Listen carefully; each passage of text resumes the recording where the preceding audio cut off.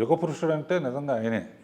ఆయన గురించి ఇంటర్వ్యూ అంటే ఇక ఎంత చెప్పినా చాలదన్నమాట. Correct sir. కానీ మీ ఫస్ట్ సినిమా అప్పుడు మీకు ఎంత సార్ వయసు? అప్పుడు రామారావు గారిని మీరు మొట్టమొదటిసారిగా ఎప్పుడు కలిశారు? ఆ రోజు ఒక్కసారి గుర్తు తెచ్చుకున్నాను సార్. కరెక్ట్గా చెప్పాలంటే నీ ప్రశ్నకి నేను వేరే విధంగా సమాధానం చెప్తాను సార్. నేను సినిమాలో వద్దాం అనుకున్నప్పుడు సార్ అసిస్టెంట్ డైరెక్టర్గా నా జీవితం, నా సినీ ప్రయాణం ఫస్ట్ పాండవనాశంలో విశ్వవిఖ్యాత నట సార్వభౌమ నందమూరి తారక రామారావు గారు భీముడి వేషంలో మనోజవం మారుతుల్య వేగం జితేంద్రియం బుద్ధిమాతం వరిష్టం అనే పాటతో ఫస్ట్ క్లాప్ కొట్టాను. నేను ఆయన మీద కొట్టాను.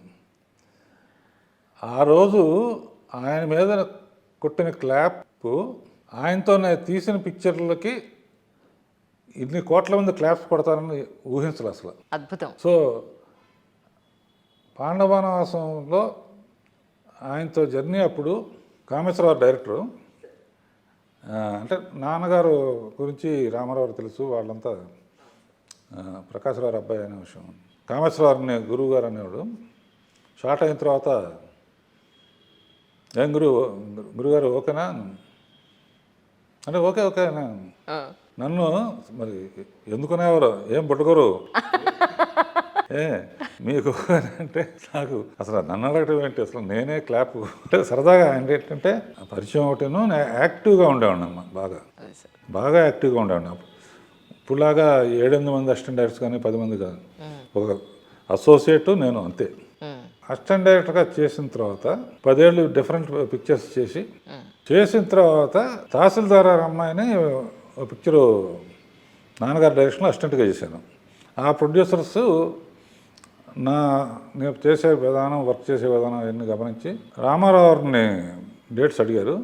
నెక్కంటి సత్యనారాయణ గారు, సూర్యనారాయణ గారు అని ఇద్దరు అడిగితే తప్పకుండా చేద్దాం బ్రదర్, డైరెక్టర్ ఎవరు అనుకుంటున్నారంటే ఇట్లా రాఘవేంద్రరావు అనుకున్నా. అప్పుడు 2 సినిమాలు అయినాయి, జ్యోతిను బాబు రాజా 2-3 సినిమాలు. ఓకే అన్నారంట. నాకు తెలీదు. నాకు వచ్చి ఆయన చెప్తే, ప్రొడ్యూసర్ చెప్తే అయ్యి బాబాయ్ నన్ను ఓకే అసలు ఊహించరు. అసలు కల్లో కూడా రామారావు అప్పుడే బడ్డింగ్ డైరెక్టర్గా అవకాశం ఇస్తారని ఊహించలేదు. ఇక అంతే, ఇక ఆయన్ని కలవటం, ఆయనకి పాదాలకు నమస్కారం చేసి ఈ అవకాశాన్ని మీరు మెచ్చుకునే విధంగా తీయటానికి వెంకటేశ్వర స్వామిని మనస్ఫూర్తిగా కోరుకుంటున్నాను. మంచి ఐడియా రావాలని కానీ మొదలైంది. కానీ మీ అడవిరాముడు మీ ఫస్ట్ పిక్చరా సార్ మీ డైరెక్షన్లో? ఆయన కదండి ఫస్ట్ పిక్చరు. ఒక్క మాటలో ఆయన గురించి చెప్పాలంటే సార్, ఆయన్ని అంటానికి వెళ్ళలేదు ఎప్పుడు అన్నా. ఆ మహానుభావుడు గురించి చెప్పాలంటే ఇవాళ నా సినీ జీవితానికి బంగారు బాట వేసిన యుగ పురుషుడు ఆయన. ఆయనతో చేసిన పిక్చర్లకి నాకు వచ్చిన అప్లాస్కి, రామారావుతో తీనే అంత హిట్లు తీస్తే ఇక స్టార్ డైరెక్టర్ అయిపోయినట్టే. అక్కడి నుంచి ఇక అందరు ఆర్టిస్టులతో. అండ్ 1-2 సార్ 12 సూపర్ హిట్ సినిమాలు మీరు తీసినవి. అండ్ గొప్ప విషయం ఏంటంటే 2 గంటల కథ చెప్పవసరం ఆయనకి. 20 నిమిషాలు చెప్తే చాలు, కట్టే కొట్టే తెచ్చేలాగా. 20 నిమిషాలు మీ క్యారెక్టర్ ఇదండి, 2-3 సీన్స్ ఈ టైప్ ఇది చెప్తే ఓకే బ్రదర్ అర్థమైంది మొదలు పెట్టండి అంతే. అంటే కాన్ఫిడెన్స్ అనే డైరెక్టర్. నాకేంటి ఆయనే ఒక గొప్ప డైరెక్టర్. సీతారామ కళ్యాణం ఇవన్నీ చూస్తే నాకు అసలు మర్చిపోయింది అనమాట. సో అప్పుడు ఏం చేశానంటమ్మా, ఈ ఛాన్స్ మనం వదులుకోకూడదు, ఎట్టి పరిస్థితుల్లో హిట్ కొట్టాలి, మామూలు హిట్ కొట్టకూడదు అని ఆయన తీసిన అంతకుముందు చేసిన పిక్చర్ చూసినా కూడా మళ్ళీ కొన్ని చూశాను.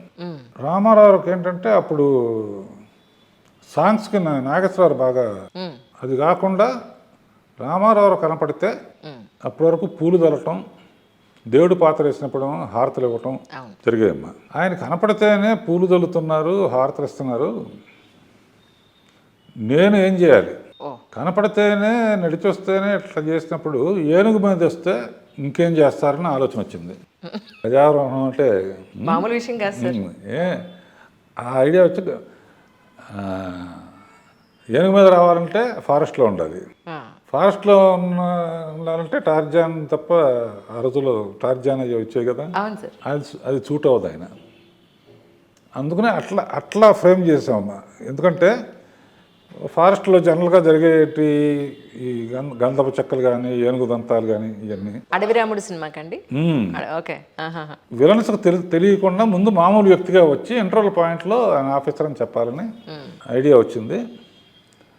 ఐడియా రావటం అంటే వెంటనే గొల్లపూడి మారుతురారిని ఐడియా ఇదని చెప్పి ఆయన కూర్చోబెట్టి కొంతవరకు ఆయనతో చేసాం. తర్వాత జంజాల్ గారిని కూడా ఇన్వాల్వ్ చేసి జంజాల్ డైలాగ్స్ అనమాట. కానీ ఆయనకి అంబారీ ఎక్కడానికి డిస్కంఫర్ట్ కానీ లేకపోతే భయపడడం ఇవేం లేవా సార్? గొప్ప విషయం ఏంటంటమ్మా, ఆయన కుటుంబ పరంగా మటుకు చాలా పిల్లల్ని కానీ మిస్సెస్ని కానీ ఎంతో ఏమండి అయినా పిలుస్తారు అనమాట. ఎవరినైనా సరే.